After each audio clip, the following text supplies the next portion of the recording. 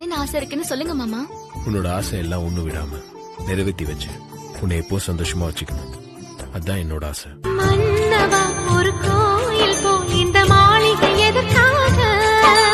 தேவியே என் ஜீவனே இந்த காலையம் முதற்காக. வானில் ஒரு புயல் மழை வந்தால் அழகே என்னை எங்கனும் காப்பாய். கண்ணே உனை என் கண்ணில் வைத்து இமைகள் எனும் கதவுகள் அடைப்பேன். சத்தியமாகுமா?